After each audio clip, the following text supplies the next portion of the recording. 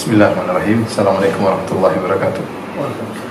Alhamdulillahi ala ihsani wa syukru lahu ala taufiqihi wa amtinani. Asyhadu an la ilaha illallah wahdahu la syarika lahu ta'ziman li sya'ni wa asyhadu anna Muhammadan abduhu wa rasuluhu da'ila ridwani. Allahumma shalli alaihi wa ala alihi wa ashabihi wa ikhwani.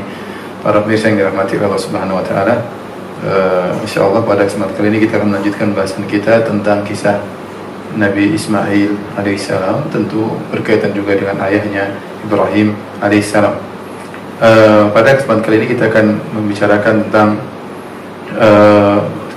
proses penyembelihan Ismail. Ya, ini adalah kejadian besar yang sehingga diabadikan. Setiap tahun kita mengadakan kurban, hari kurban Idul Adha, ya Idul Adha, di mana kita disunahkan atau disyariatkan untuk menyembelih hewan kurban, tidak lain dalam rangka untuk memperingati kejadian besar, yaitu Ibrahim pernah ingin menyembelih anaknya, dan cerita tersebut, di balik peristiwa tersebut banyak sekali pengorbanan yang dikorbankan baik Ibrahim maupun Ismail alaihissalam. Kisah tersebut disebutkan oleh Allah Subhanahu wa taala dalam surat As-Saffat, ya, ayat 102 dan seterusnya. Kata Allah Subhanahu wa taala, فَلَمَّا بَلَغَ مَعَهُ السَّعْيَ قَالَ يَا بُنَيَّ إِنِّي أَرَى فِي الْمَنَامِ أَنِّي أَذْبَحُكَ فَانظُرْ مَاذَا تَرَى قَالَ يَا أَبَتِ افْعَلْ مَا تُؤْمَرْ سَتَجِدُنِي إِنْ شَاءَ اللَّهُ مِنَ الصَّابِرِينَ. Kata Allah Subhanahu wa taala, فَلَمَّا بَلَغَ مَعَهُ السَّعْيَ, tatkala sang anak sudah dewasa, yaitu sudah mampu bekerja bersama Ibrahim, yaitu sudah, istilah kita, sudah jadi orang, sudah siap melanjutkan tugas ayahnya, sudah bisa diajak kerja sama oleh ayahnya, itu di masa remaja. Ya, di masa remaja, tiba-tiba Ibrahim bermimpi, ya, bermimpi bahwasanya dia menyembelih anaknya. Dia menyembelih anaknya. Kita tahu mimpi para nabi adalah wahyu. Maka dia pun datang kepada anaknya, dia berkata, "Ya bunayya inni ara fil manami anni athbahuk." Wahai putraku, aku melihat dalam mimpi aku menyembelihmu, ya. Fanzur madza tara, lihatlah bagaimana pendapatmu. Apa jawaban Ismail? Qala ya abati if'al ma tu'mar, wahai ayahanda, wahai ayahku, lakukanlah apa yang kau diperintahkan. Satajiduni insyaallahu minas sabirin, kau akan dapati diriku insyaallah termasuk orang-orang yang sabar. Kita ingin gambarkan tentang kisah ini. Jadi Ibrahim alaihissalam, ya, punya anak Ismail, sudah kita ceritakan pada pertemuan kemarin, ya. Ismail lahir sekitar tatkala Ibrahim usianya 83 lebih atau 83 tahun. Kemudian harus terpisah dengan Ismail, diletakkan di kota Mekah. Kemudian Ibrahim bolak-balik tengok Ismail. Dalam satu kondisi, suatu saat dia datang nengok anaknya Ismail tatkala masih remaja, dan dia ingin menyembelih putranya. Tatkala itu umur Ibrahim sekitar 100 tahun, Ismail sekitar belasan tahun, ya, masih remaja. Dan itulah puncak-puncak seorang ayah sangat sayang kepada anaknya. Tentu setiap umur ayah sayang sama anaknya. Tapi kalau anaknya sudah remaja, sudah jadi orang, sudah gagah, sudah siap mengemban dakwah misalnya, sudah siap melanjutkan tugas ayahnya, saat-saat itulah sang ayah benar-benar hatinya terikat dengan sang anak. Ya. Kalau anak, mungkin taruhlah kita ada orang anaknya meninggal usia mungkin 5 tahun, dia tentu sangat sedih. Tapi bagaimana kalau sang anak misalnya usia sudah 12 tahun, 13 tahun, 15 tahun, kemudian sudah nampak kegagahannya, kemudian meninggal dunia, itu lebih berat lagi. Lebih berat lagi. Oleh karena Allah Subhanahu wa taala tidak menguji Ibrahim untuk menyembelih anaknya kecuali tatkala Ismail sudah mencapai usia yang tepat, yang di saat itu benar-benar kecintaan Ibrahim memuncak kepada putranya Ismail, ya. Jadi benar ujiannya berat. Ya. Bisa jadi ini lebih berat daripada ujian Ibrahim dilempar di lautan api. Benar, lempar lautan api ancamannya kematian, tetapi betapa banyak orang lebih sayang kepada putranya daripada dirinya sendiri. Dia mengorbankan bahkan jiwa dan raganya untuk anaknya, ya, untuk anaknya, ya. Bahkan sebagian ulama ada yang mengatakan kali itu Ismail masih anak satu-satunya. Ishak belum lahir. Ishak belum lahir, ya. Yang zahirnya seperti nanti kita datangkan ayat menunjukkan Ishak belum lahir. Jadi masih anak tunggal tatkala itu. Ya, kita bayangkan, jadi anak remaja, anak tunggal satu-satunya yang dinanti-nanti kelahirannya puluhan tahun, sekarang sudah remaja, sudah saat-saatnya disayang-sayangi tiba-tiba disuruh untuk disembelih. Ini ujian sangat berat bagi Ismail. Sekali lagi Ismail diberi gelar Ibrahim diberi gelar Khalilur Rahman, kekasih Allah, diuji pada perkara-perkara yang dia cintai. Kemudian beliau bermimpi, ya, beliau bermimpi. Dan kita tahu mimpi adalah derajat wahyu yang paling rendah. Mimpi adalah derajat wahyu yang paling rendah. Wahyu, sebagaimana penjelasan Ibnul Qayyim rahimahullah, bertingkat-tingkat. Yang paling rendah mimpi. Ini paling rendah. Yang kedua, malaikat menyampaikan wahyu. Inna ruhal qudus nafatha fi ru'i, dalam hadis, yaitu malaikat Jibril mewahyukan ke dalam hatiku. Anna nafsa lan tamuta hatta tastakmila rizqaha, bahwasanya jiwa tidak akan meninggal sampai sempurna rezekinya. Jadi yang kedua yaitu malaikat memberi wahyu. Malaikatnya enggak kelihatan, tapi malaikat meniupkan suatu di hati sang nabi. Yang ketiga, malaikat menjelma jadi laki-laki, seperti malaikat Jibril berubah menjadi Dihya al-Kalbi atau jadi Arab Badui, kemudian bertemu dengan nabi menyampaikan wahyu. Yang keempat, ya, wahyu datang seperti bunyi lonceng yang keras. Ini tingkatan yang keempat. Jadi Nabi kadang-kadang di musim dingin datang wahyu seperti mendengar lonceng yang sangat keras sampai Nabi keringatan dan terasa berat tatkala menerima wahyu tersebut. Yang kelima, wahyu datang dalam malaikat dalam bentuk yang asli. Seperti Nabi pernah lihat malaikat Jibril 2 kali dalam bentuk yang asli. Ya, yang keenam yaitu Allah berbicara langsung kepada Nabi tersebut. Ya, seperti Nabi Musa alaihissalam, wa kallama Allah Musa taklima. Allah berbicara dengan Nabi Musa secara langsung. Jadi maksud saya ingin menyampaikan bahwasanya derajat wahyu paling rendah adalah mimpi. Ibrahim mimpi sekali, dia mimpi, dalam mimpinya dia menyembelih Ismail. Meskipun ini derajat mimpi yang paling rendah, tapi Ibrahim langsung nurut. Dia tidak nunggu untuk mimpi 2 kali, tidak nunggu untuk mimpi 3 kali, mimpi sekali langsung dia kerjakan. Dan dia tidak nawar-nawar kepada Allah, ya Allah ada perintah yang lain atau tidak. Ini anakku, aku sangat cinta kepadanya, yang lain aja enggak ada. Ibrahim benar-benar qanitan lillah, taat kepada Allah Subhanahu wa taala. Ya. Dan dia, ya mau apa lagi? Allah perintahkan pada perkara yang sangat dia cintai putranya Ismail. Maka dia pun datang kepada Ismail. Kemudian dia berkata kepada Ismail, ya, perkataan, ya bunayya inni ara fil manami anni azbahuk. Wahai putraku, aku melihat dalam mimpiku anni azbahuk, aku sedang menyembelihmu. Subhanallah. Ibrahim tidak mengatakan dzabahtuka, aku telah menyembelihmu dalam mimpiku. Ini mimpi sudah lewat. Tapi Ibrahim alaihissalam menyampaikan mimpinya dalam bentuk fi'il mudhari', itu sedang. Anni adzbahuk, aku menyembelihmu. Jadi seakan-akan mimpi tersebut hadir di hadapan matanya. Aku sedang menyembelihmu. Kemudian Ibrahim dengan penuh kelembutan dia tidak berkata, wahai Ismail, taatlah kepadaku, jangan kau langgar perintahku. Ini berat tapi kau harus taat. Tidak. Dia menyampaikan dalam bentuk tawaran kepada putranya. Ya, fanzur madza tara. Lihatlah wahai Ismail, bagaimana menurutmu? Tidak ada paksaan. Dia mengatakan, saya mimpi, kau tahu kan mimpi Nabi adalah wahyu, saya menyembelihmu. Dan Ismail paham bahwasanya ayahnya diperintahkan untuk menyembelih dia. Tapi ayahnya datang dengan tawaran, bukan perintah. Fanzur madza tara. Lihatlah bagaimana menurutmu. Subhanallah, menakjubkan ini Ibrahim alaihissalam. Tetapi Ismail juga tidak kalah menakjubkan. Ismail berkata, ya abatif al-ma tu'mar. Dia tidak mengatakan, ya ayah, saya belum kawin, ya ayah, saya belum ini, belum anu, enggak, saya belum enggak ada ya, enggak ada. Dia langsung berkata, if'al ma tu'mar, wa ayahanda, lakukanlah apa yang kau diperintahkan. Kita kagum dengan Ibrahim dan kita juga tidak kalah kagum dengan Ismail. Ibrahim ya jelas dia seorang nabi dan sudah diuji dengan berbagai ujian, udah lulus ujiannya. Ismail baru kali diuji, pertama kali diuji langsung juga disuruh disembelih. Tapi luar biasa Ismail, ya. Ternyata dia juga luar biasa. Dia berkata, ya abati, dengan tenangnya dia berkata, ya abati fa'al ma tu'mar. Wahai ayahanda, lakukanlah apa yang kau diperintahkan. Namun dia tidak pede, tidak sombong, dia tidak mengatakan tenang, saya akan enggak. Dia mengatakan, satajiduni insyaallahu minas sabirin. Kau akan dapati aku wahai ayahanda insyaallah. Serahkan kepada Allah. Kita enggak ada yang pede dengan iman kita. Kalau para nabi tidak pede dengan iman mereka, semua serahkan kepada Allah. Jangan pernah pede, ya. Jangan pernah pede. Semuanya dari Allah Subhanahu wa taala. Dia mengatakan, "Ya abati, satajiduni if'al ma tu'mar, satajiduni insyaallah minas sabirin." Engkau akan dapati insyaallah, dapati aku termasuk orang yang sabar insyaallah.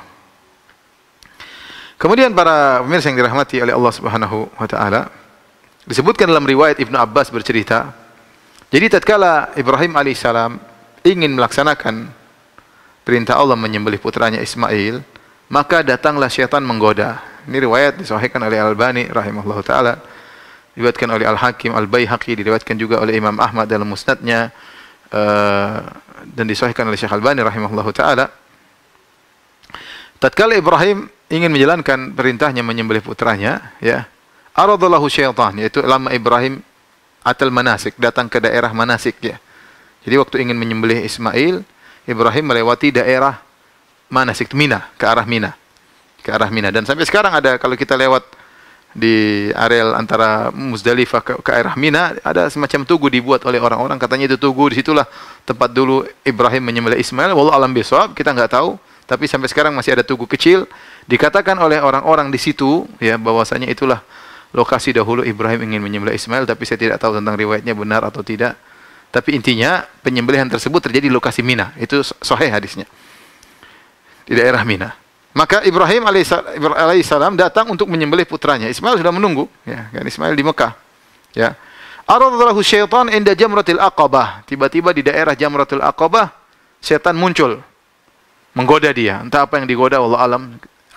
Cara godanya bagaimana? Apakah dia suruh Ibrahim untuk menawar kepada Allah, atau ingin menunjukkan ini putramu, atau bagaimana? Intinya ingin agar Ibrahim belok, tidak jadi menyembelih putranya. Dan ini ujian berat.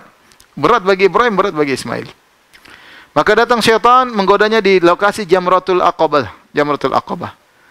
Maka Ibrahim pun faramahu bisabi hasayat. Ibrahim lempar 7 kerikil hatta sakha fil ard, sampai hilang, tenggelam dalam bumi. Kemudian Ibrahim melanjutkan lagi perjalanannya menuju ke arah Mina, ke dalam Mina. Pindah di luar Mina menuju ke arah Mina. Dari arah Mekah menuju ke arah Mina. Tsumma aradallahu 'indal jamrati tsaniyah. Muncullah syaitan di jamrah yang kedua. Ya. Faramahu bisabi hasayat. Maka Ibrahim melempar juga 7 kerikil hatta sakha fil ard, sampai hilang dalam bumi.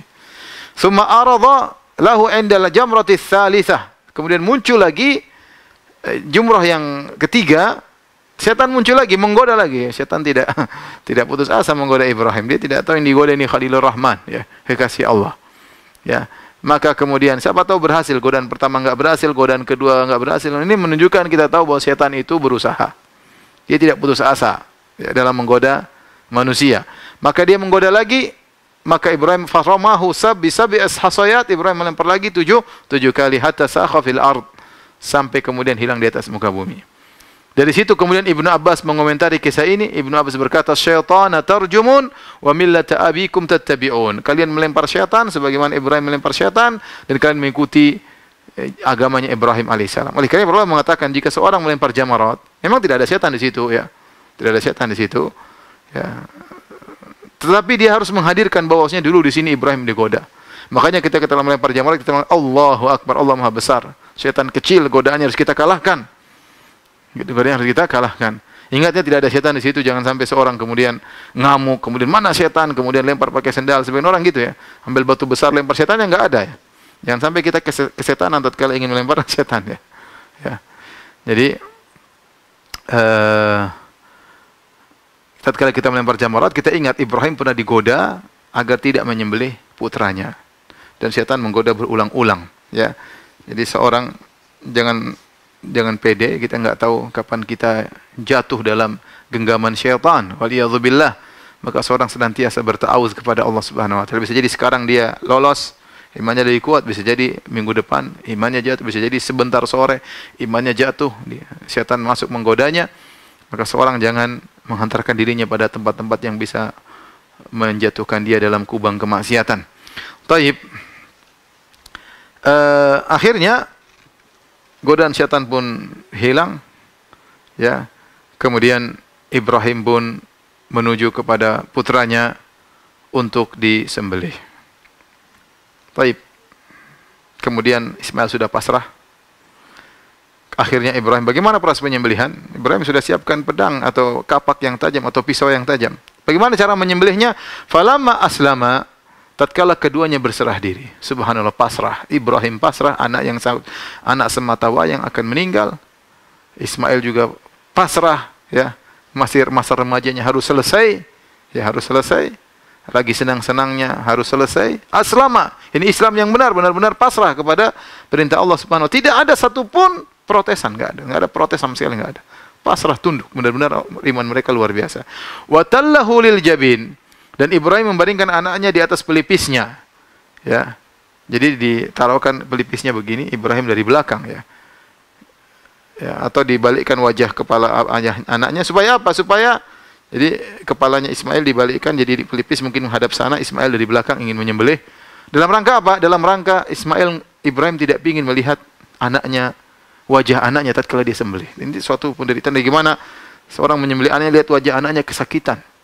Yang kedua, dia tidak ingin Ismail melihat pisau yang dia gunakan untuk menyembelih.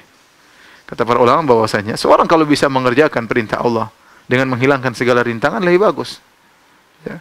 Tidak usah sengaja untuk mencari kesusahan, tidak. Ya, tidak. Makanya Ibrahim mengatur ya, jadi Ismail diletakkan di balik agar dia tidak melihat wajah anaknya ketika sembelih, dan Ismail agar tidak melihat pisaunya yang tajam. Tatkala Ibrahim ingin menyembelih, ya tiba-tiba wa nadainahu an ya Ibrahim qad saddaqata ar-ru'ya inna kadzalika najzil muhsinin. Kami panggillah dia, wahai Ibrahim, sungguhnya engkau telah membenarkan mimpi itu, yaitu engkau telah menjalankan perintahku. Sungguhnya demikianlah kami beri balasan kepada orang-orang yang berbuat baik. Ya. Kata Allah, inna hadza lahuwal bala'ul mubin. Sungguh ini merupakan ujian yang nyata. Ya, wa fadainahu bidzibhin azim, dan kami tebus anak tersebut dengan seekor sembelihan yang besar. Akhirnya ada kambing yang datang diutus oleh Allah untuk itu yang disembelih. Ismail tidak jadi disembelih. Ismail tidak disembelih. Tapi perhatikan di sini. Ya, kata Allah, inna hadza lahuwal bala'ul mubin. Ini adalah ujian yang nyata ya. Jadi kita tahu bahwasanya orang beriman pasti diuji. Ini sudah jelas. Semakin tinggi keimanannya, semakin tinggi ujiannya. Dan saya sering sampaikan perkataan Ibnu Qayyim rahimahullah taala bahwasanya datangnya ujian, datangnya musibah itu tidak mendatangkan pahala secara langsung, tetapi pahala dilihat dari bagaimana sikap kita menghadapi musibah tersebut. Bagaimana sikap kita menghadapi musibah tersebut, ya. Kalau kita menghadapi musibah tersebut dengan kesabaran, dengan tawakal kepada Allah Subhanahu wa taala, dapat pahala. Adapun seorang dapat musibah tapi dia tidak sabar, dia mencak-mencak, dia marah-marah, protes kepada keputusan Allah, maka dia tidak dapat pahala. Tidak dapat pahala. Semua orang diberi ujian, orang beriman, orang kafir juga dapat ujian. Tapi kapan kita dapat pahala? Kalau kita menjikapi ujian tersebut dengan penuh kesabaran. Dan perhatikan di sini, ya, Allah memberikan pertolongan kepada Ibrahim di puncak-puncak kesusahan. Ya, di puncak-puncak apa? Kesusahan. Begitu dia mau sembelih, baru Allah kasih pertolongan. Wa may yattaqillaha yaj'al lahu makhraja. Barang siapa bertakwa kepada Allah, berikan solusi. Terkadang solusi tersebut tidak datang dengan segera karena Allah sedang menguji. Allah ingin lihat bagaimana sikap hambanya sebagaimana Ibrahim. Allah ingin lihat apakah Ibrahim benar-benar menjalankan, tatkala sudah terbukti dia akan menjalankan, Allah kasih pertolongan. Ya, lihat bagaimana kisah Yakub alaihissalam. Kita bahas tentang masalah Nabi Yusuf alaihissalam. Ketika Yusuf hilang, dia berdoa Yusuf enggak kembali. Kemudian Binyamin juga ditahan. Kemudian belum kembali lagi. Kemudian terakhir kakaknya juga ditahan 3 orang. Tatkala itu, ya, malah Yakub sangat percaya kepada pertolongan Allah Subhanahu wa taala. Kata Yakub alaihissalam, ya bani yadhhabu fatahassasu min rauhillah wa la tayasu min rauhillah. Fatahassasu min Yusuf wa akhihi wa la tayasu min rauhillah. Innahu la yayasu min rauhillah illa al-qaumul kafirun. Dia mengatakan, wahai, ya, anak-anakku, pergilah kalian cari kabar tentang Yusuf dan saudaranya. Jangan putus asa dengan rahmat Allah. Sungguhnya yang putus asa dengan rahmat Allah hanyalah orang kafir. Saat itulah maka Allah beri pertolongan, ketemu dengan Nabi Yusuf alaihissalam. Setelah di puncak ujian. Jadi Yusuf pertama hilang, nangis terus.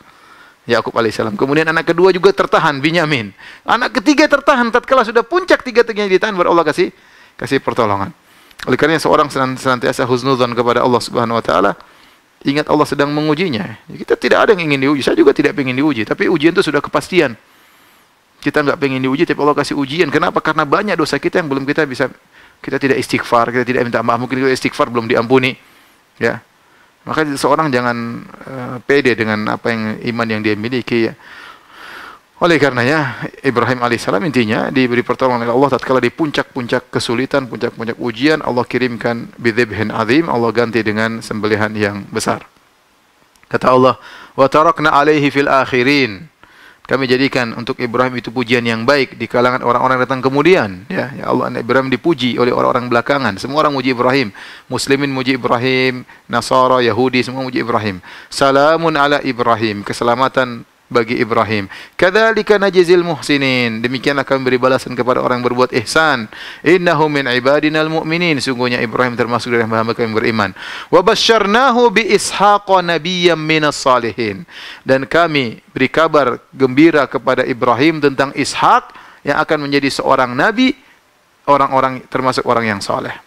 Taib. Saya ingin berhenti sebentar di sini. Sungguhnya ada khilaf di kalangan para ulama ahlu sunnah. Siapa yang disembelih? Apakah Ismail atau Ishak? Tentunya yang kita yakin adalah Ismail. Ya. Berdasarkan dalil yang begitu banyak. Tapi ini memang khilaf sudah ada sejak dahulu. Ya. Kemudian ada pun orang-orang ahlul kitab. Mereka mengatakan yang disembelih Ishak. Jadi kita dan ahlul kitab sepakat. Yang disembelih adalah orang yang mulia. Hamba yang mulia. Sehingga mereka mengatakan yang disembelih Ishak. Kita kebanyakan ahlu sunnah mengatakan enggak, Ismail. Dan itu sudah perkara yang dipercaya oleh kebanyakan kaum muslimin saat ini. Mengatakan yang disembelih adalah Ismail, bukan Ishak.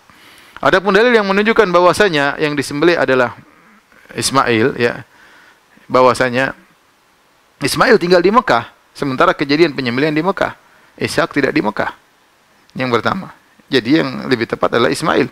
Yang kedua, seperti firman Allah, wa basyarnahu bi ishaqa nabiyyan minas salihin. Kami beri kabar gembira kepada Ibrahim tentang Ishak yang akan menjadi seorang nabi, ya. Kalau ternyata Ishak yang disembelih masih remaja, seakan-akan kabar gembira tersebut enggak ada faedahnya, karena Allah mengatakan wa basyarnahu bi ishaqa nabiyyan. Kami beri kabar gembira kepada Ibrahim bahwasanya Ishak akan menjadi nabi. Nah, kalau ternyata Ishak mau disembelih sejak masih remaja, terus ya apa fungsinya Allah kasih kabar gembira dia akan menjadi nabi? Kemudian juga dalam ayat yang lain dalam surat Hud, ya.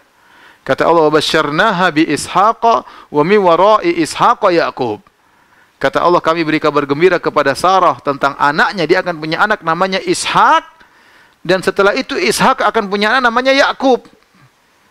Kalau ternyata Allah sudah beri kabar gembira bahwasanya Sarah akan punya anak namanya Ishak, dan Ishak akan punya anak nama Yaqub. Setelah itu Allah menyuruh menyembelih Ishak, maka ini enggak nyambung. Ya gimana ya Allah, bukankah engkau telah mengabarkan Ishak bakalan jadi nabi? Kenapa sekarang disuruh disembelih? Ya. Maka yang benar bukan Ishak yang disembelih alaihissalam, tapi yang disembelih adalah Ismail. Yang mau disembelih adalah Ismail alaihissalam. Wallahu alam bisawab. Ya. Taib, inilah kisah penyembelihan Ismail dan kemudian diabadikan oleh Allah Subhanahu wa taala tentang namanya hari Idul Adha. Baik hadirin dan hadirat yang dirahmati Allah Subhanahu wa taala, para pemirsa yang dirahmati oleh Allah Subhanahu wa taala, selain itu juga ada peristiwa pembangunan Ka'bah yang dikerjakan oleh Ibrahim dan Ismail alaihissalam. Suatu hari di waktu yang lain, Ibrahim pun datang menengok anaknya Ismail, ya. Ismail sudah di waktu kesempatan yang lain. Ismail sedang di Makkah, waktu itu dia sedang mengasah anak panahnya dekat tempat Zamzam, dekat lokasi Zamzam. Dia sedang meruncingkan anak panah. Kemudian Ibrahim mendatanginya dan akhirnya Ismail melihat Ibrahim. Ya, akhirnya mereka saling berpelukan, saling melepaskan kerinduan karena Ibrahim datang sesekali aja. Datang sesekali, tidak senanti, karena tinggal di Palestina.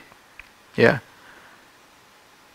Kemudian Ibrahim berkata kepada Ismail, "Ya Ismail, inna Allah amarani bi amrin." Wahai Ismail, sungguhnya Allah perintahkan aku dengan suatu perintah. Qala fasna' ma amaraka rabbuk. Wahai ayahanda, lakukanlah apa yang diperintahkan oleh Rabbmu. Qala wa tu'inuni, apakah kau ingin menolongku menjalankan perintah ini? Kau akan menolongku wahai Ismail? Qala wa u'inuka, aku akan bantu engkau wahai ayahanda. Apa perintah Rabbmu, aku akan bantu. Qala fa inna Allah amarani. Ibrahim berkata, sungguhnya Allah memerintahkan aku an abni hahuna baitan. Allah perintahkan aku untuk membangun di sini Ka'bah, yaitu masjid Allah Subhanahu wa taala, rumah Allah. Wa asyara ila akmatin murtafi'atin.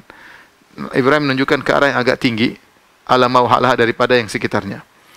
Qala fa inda dzalika rafa'al qawa'ida minal bait. Maka tatkala itu Ibrahim pun meninggikan qawaid, itu pondasi Ka'bah. Faja'ala Ismailu ya'ti bil hijar wa Ibrahimu yabni. Ismail angkat batu, ya berat lah angkat batu mungkin dari tempat jauh, belum mungkin dikotakkan, kerja berat. Kerja berat. Ka'bah besar, batunya dirapiin, disusun, kemudian dibawa kepada Ibrahim ngangkat batu, kemudian Ibrahim menyusun. Ini kerjaan berat. Wa Ibrahim yabni, Ismail yang angkat batu, Ibrahim yang bangun.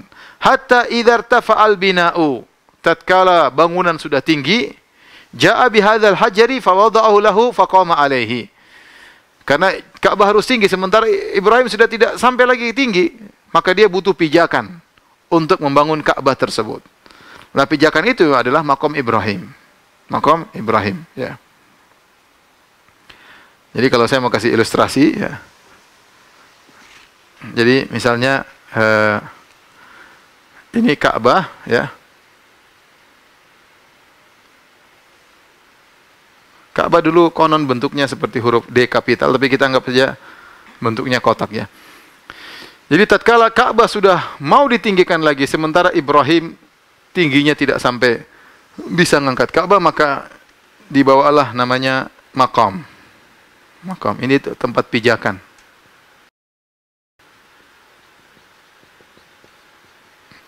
Maqam itu artinya sama dengan tempat berdiri. Bukan makam, ya, bukan makam. Orang salah paham dikira makam Ibrahim kuburannya Ibrahim, salah, enggak.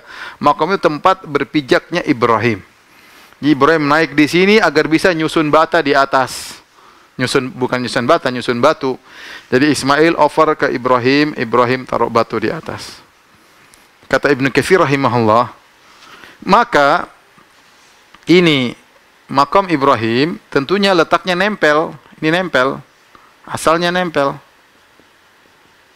Nempel dengan Ka'bah.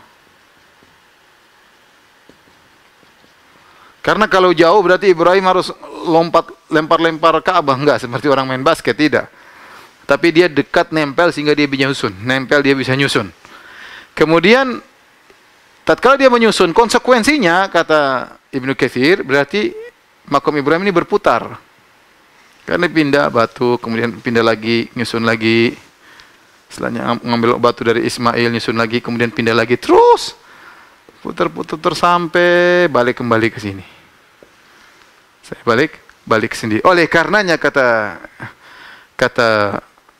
Ibnu Katsir, makanya setelah kita tawaf, kita disunahkan untuk sholat di makam Ibrahim. Wattakhidhu min maqami Ibrahim musalla. Jadikanlah makam Ibrahim sebagai tempat sholat. Untuk mengingat bahwasanya Ibrahim putar ini waktu bangun apa? Meninggikan Ka'bah. Ibrahim mutar waktu meninggikan Ka'bah. Jadi itulah makam Ibrahim. Jadi makam Ibrahim dahulu nempel dengan Ka'bah. Tetapi di zaman Umar bin Khattab radhiyallahu anhu, tatkala orang tawaf, ini makam Ibrahim nempel menghalangi tawaf. Jadi dulu kan mutawifin atau taifin sedikit.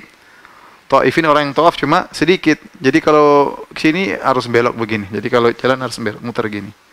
Setiap jalan harus muter begini karena melewati makam Ibrahim. Dulu sedikit. Akhirnya dengan ijtihad Umar dimundurin. Dimundurin seperti tempat sekarang. Jadi dimundurin ke belakang. Ya, dipindurin ke belakang. Ya. Dahulu bekas makam Ibrahim ini masih ada dulu. Di zaman Qatadah masih lihat bekas-bekasnya di zaman tabi'in, tapi yang sekarang itu bukan, itu cuma buatan aja, ya. Ya, yang benar bahwasanya sudah hilang asarnya. Di zaman dahulu masih kelihatan, tapi sekarang sudah enggak ada, sudah dibuat aja cetakan, ya. Makanya kelihatan besar kaki Ibrahim, besar kayak gitu, enggak, itu cuma cetakan. Dulu masih ada, tapi sekarang itu cuma cetakan aja, ya. Wallahu a'lam bishawab. Inilah proses pembangunan Ka'bah yang Allah abadikan dalam Al-Qur'an. Kata Allah Subhanahu wa taala, "Wa idh yarfa'u Ibrahimul qawa'ida minal baiti wa Ismailu rabbana taqabbal minna innaka antas samiul alim." Tatkala Ibrahim membangun Ka'bah, meletakkan batu di atas pondasi Ka'bah, dan juga dengan Ismail. Kemudian mereka berdua berdoa, "Rabbana taqabbal minna innaka antas samiul alim." Ya Rabb kami, terimalah dari kami amal ibadah kami, innaka antas samiul alim, sungguhnya engkau ya maha mendengar doa dan maha mengetahui apa yang kami lakukan.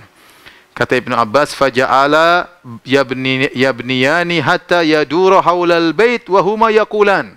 Perhatikan di sini. Maka keduanya, Ibrahim dan Ismail, membangun sambil memutari Ka'bah. Jadi karena disusun satu-satu, muter bareng-bareng terus sampai selesai. Wa huma yaqulan, dan mereka terus sambil mengucapkan. Jadi doa ini, Rabbana taqabbal minna innaka antas samiul alim, mereka ulang-ulang. Ya Allah, terimalah amalan kami, sungguhnya Engkau Maha mendengar permohonan kami dan Maha mengetahui apa yang kami lakukan. Subhanallah. Makanya ada seorang salaf waktu membaca ayat ini, ya, dia berkata, subhanallah, bagaimana lihat, unzur ila Khalilur Rahman, kekasih Allah, Nabi Ibrahim. Yabni baitar Rahman, sedang membangun rumah Allah, bi amrir Rahman, dengan perintah Allah Subhanahu wa taala. Jadi dia kekasih Allah, membangun rumah Allah, yang perintah Allah langsung. Tsumma yakhafu alla yataqabbalu minhu Rahman. Kemudian dia masih khawatir Allah tidak terima amalannya. Tidak ada pede-pedean. Tenang, oh, saya kekasih Allah, saya yang bangun rumah Allah, Allah perintah saya langsung pasti diterima. Enggak. Bahkan mereka berulang-ulang mengucapkan Rabbana taqabbal minna, Ibrahim dan Ismail. Maka seorang husnudzon kepada Allah berharap, tapi juga jangan pede bahwasanya saya pasti beriman, saya pasti masuk surga. Ya akhi, kita nggak tahu amal kita terima atau tidak. Saya ini berdakwah, saya nggak tahu amal saya diterima oleh Allah atau tidak. Tapi saya husnudzon, Allah Maha baik. Tapi pastikan bahwasanya saya pasti ikhlas berdakwah, bahwasanya saya pasti diterima amal saya, nggak ada yang bisa memastikan.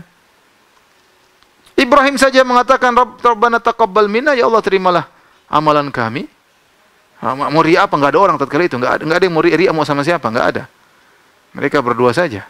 Kerjaan berat. Allah langsung perintah, tidak main-main. Nabi, kekasih Allah, tetap saja berdoa. Jadi kita harus tahu diri bahwa kita tuh jangan terlalu pede dengan iman yang kita miliki. Ya. Saya ingatkan, seorang semakin bertakwa kepada Allah tidak semakin pede. Ya sudah, dia beriman, dia husnudzon kepada Allah, tapi jangan saya pasti ini, kita ini siapa? Kita ini siapa? Makanya saya sungguh aneh. Kemudian ada yang mengatakan, tenang, nanti kalau saya di surga, saya tidak akan masuk surga sampai murid-murid saya semua masuk. Ya, ente siapa nanti? Satu lagi mengatakan, tenang, saya akan bawa tangan Bapak, gandeng tangan Bapak menuju surga. Ente siapa? Ibrahim saja seperti ini. Alaihissalam. Akhirnya, jadi ini disyariatkan kita kalau selesai beramal soleh, kita boleh berdoa, Rabbana taqabbal minna innaka antas samiul alim. Ya Allah, terimalah amalku. Seorang mungkin dia habis bersedekah, dia berdoa, Rabbana taqabbal minni. Ya Allah, terimalah sedekahku. Mungkin dia habis ibadah tertentu, berbakti sama orang tua, dia mengatakan, Rabbana taqabbal minni. Ya Allah, terimalah baktiku kepada orang tua. Kita nggak tahu amal kita terima atau tidak. Dan kita bilang begitu agar kita tidak riya. Karena kalau Allah terima, kita dijauhkan daripada riya. Kita dari ujub. Dia bilang ujub, ya, bangga dengan apa yang kita lakukan. Ya. Kemudian setelah Ibrahim membangun Ka'bah, kemudian Allah berfirman, wa adzin fin nasi bil haji ya'tuka rijalan wa ala kulli dhamirin ya'tina min kulli fajjin amiq. Kata Allah, berserulah, berkumandanglah kepada manusia untuk mengerjakan haji. Niscaya mereka akan datang kepadamu dengan berjalan kaki atau mengendarai unta yang kurus yang datang dari segala penjuru yang jauh. Jadi Allah suruh Ibrahim mengumumkan kepada manusia untuk berhaji. Tidak ada orang waktu itu, ya. Orang cuma sedikit, ya. Maka Ibrahim berkata, Ya Rabbi, wa kaifa ublighun nasa wa sauti la yanfudhuhum. Ya Rabbku, bagaimana aku bisa menyampaikan ini semua kepada manusia sementara suaraku tidak sampai kepada mereka? Manusia di atas muka bumi. Ibrahim cuma di situ pakai apa? Mic tidak ada, medsos enggak ada, terus bicara bagaimana? Kata Allah, nadi wa alainal balak. Tugasmu sampaikan, kami akan sampaikan ke hati-hati mereka. Maka Ibrahim pun naik di atas makomnya. Kemudian dia berteriak, Ya ayuhan nas, wahai manusia sekalian, inna rabbakum qad ittakhadha baitan fahujjuh. Wahai manusia sekalian, sungguhnya Rabbmu telah membangun rumahnya, Ka'bah. Fahujjuh, maka datangilah. Maka setiap orang yang ditakdirkan oleh Allah untuk datang ke Ka'bah, untuk tawaf, maka telah sampai kepadanya suara Ibrahim alaihissalam. Ya, semoga Allah Subhanahu wa taala memudahkan kita semua untuk bisa tawaf kembali di Ka'batullah. Taib, hadirin dan hadirat yang Allah Subhanahu wa taala, Kemudian Ibrahim setelah bangun Ka'bah dengan Ismail, dia pun pulang. Akhirnya yang berdakwah di kota Makkah adalah Ismail alaihissalam. Ismail menikah dengan wanita dari suku Jurhum, kemudian dia beranak pinak, ya. Kemudian kisah selanjutnya setelah Ismail alaihissalam meninggal dunia, ternyata kemudian suku istrinya, suku Jurhum, akhirnya menguasai Ka'bah. Kemudian anak-anak Ismail tidak diperdulikan, tercerai-berai, ya, kemudian berganti dengan kepemimpinan lain. Kemudian Jurhum melakukan kerusakan di Ka'bah sampai ada yang berzina di Ka'bah, ya, kemudian dirubah jadi patung oleh Allah Subhanahu wa taala. Terjadi banyak kerusakan, ya. Sampai akhirnya muncullah seorang bernama Qusay bin Kilab, ya, salah seorang dari keturunan Nabi Ismail alaihissalam. Dialah kakek Nabi sallallahu alaihi wasallam yang keberapa, yang kelima atau yang keenam, ya. Baru dia mengumpulkan lagi anak-anak Ismail yang tercerai-berai. Semua keturunan Ismail dikumpulkan Quraisy, kemudian mereka pun menyerang dan menguasai kembali kota Mekah yang telah direbut kekuasaannya oleh orang-orang selain mereka. Demikian saja, ya, para pemirsa yang dirahmati oleh Allah Subhanahu wa taala. Kita selesai dari kisah Nabi Ismail alaihissalam. Insyaallah kita akan lanjutkan besok dengan kisah Nabi Lut alaihissalam. Kurang lebihnya saya mohon maaf. Subhanakallah bihamdik asyhadu an la ilaha illa anta astaghfiruka wa atubu ilaik. Assalamualaikum warahmatullahi wabarakatuh.